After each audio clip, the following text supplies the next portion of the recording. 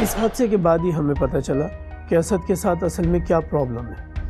Doctors ने हमें बताया कि मेरा बेटा 84 घंटे से मुसलसल जाग रहा है और वो इस जागने की वजह से बेहोश हुआ है। मुझे नहीं पता था कि मेरा बेटा कितनी तकलीफ़ में है। अगर मुझे खबर होती तो शायद ये हादसा ना होता। असद के हिप्नोफोबिया का राज फाश हो चुका था।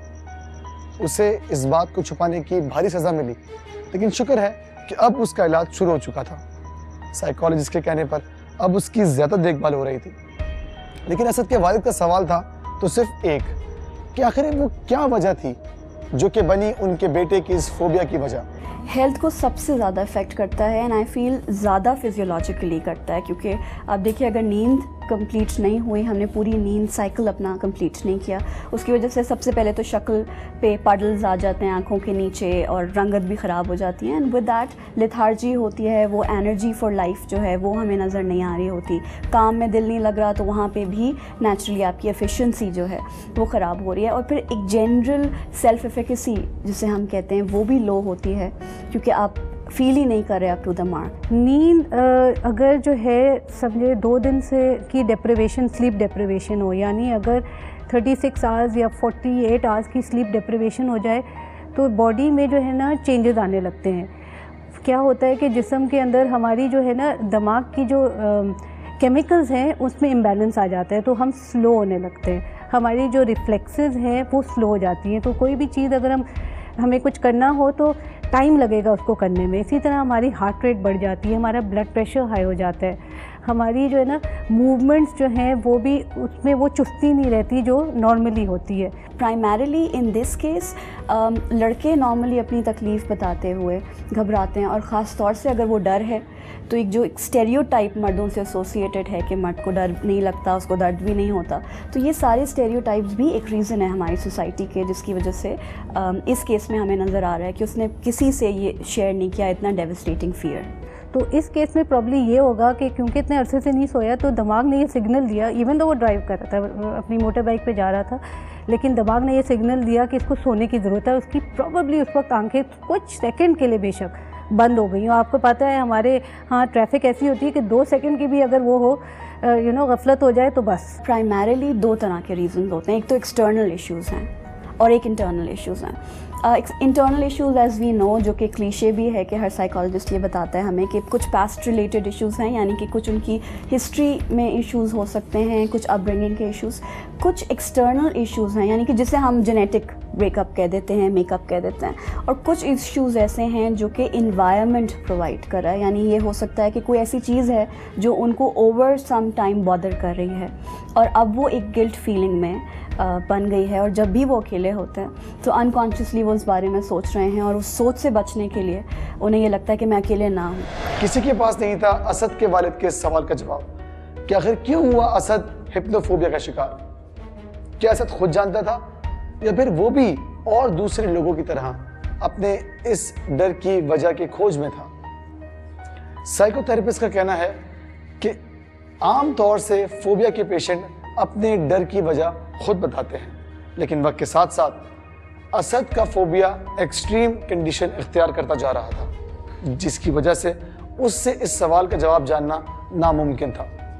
तो गोया उसके बगैर ही इस सवाल के जवाब की तलाश में जाया गया। मैंने असद के दोस्तों से मिलना जुलना शुरू किया और उसकी इस बीमारी की वजह जानने की कोशिश की और उसकी यूनिवर्सिटी के भी बहुत चक्कर लगाए, लेकिन मुझे वो वजह मालूम ना हो सकी।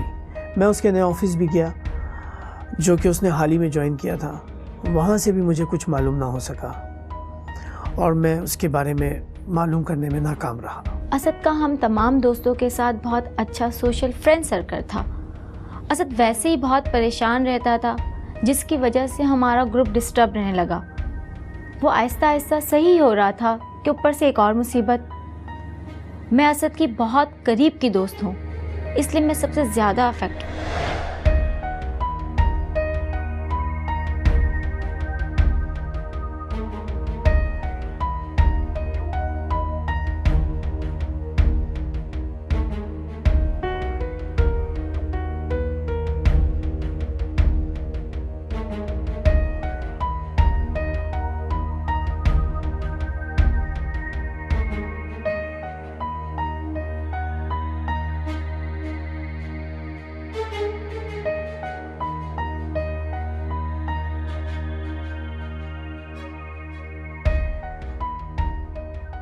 मैं उस रात भी डरते डरते सोया और जब मेरी आँख खुली तो मेरी दुनिया बदल चुकी थी।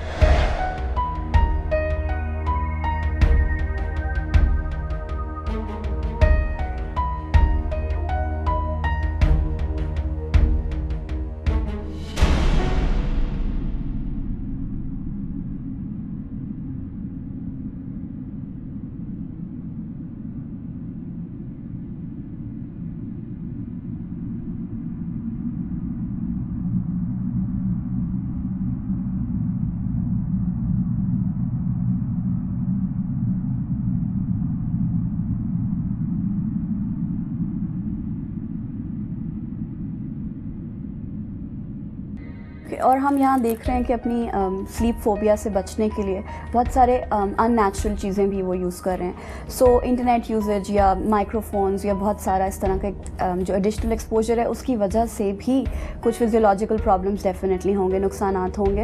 And that is something again जिसकी वजह से वो एग्जैजरेट हो गया स्लीप फोबिया, कि जो प्रॉब्लम्स उस वजह से हो रहे थे कि आवाज़ का बहुत लाउड एकदम से हो जाना, तो वो भी समहाउ उसने भी वैलिडेट किया उनके स्लीप फोबिया को और उसने एग्जैजरेट किया, क्योंकि उनको ये लगा कि शायद ये हेडफोन से रिलेटेड प्रॉब्लम नहीं है बल्कि मेरी नींद में ही कुछ ऐसा मसला है जिसकी वजह से I am facing on that. इन सब बातों को गुजरे हुए तकरीबन 3 साल हो चुके हैं।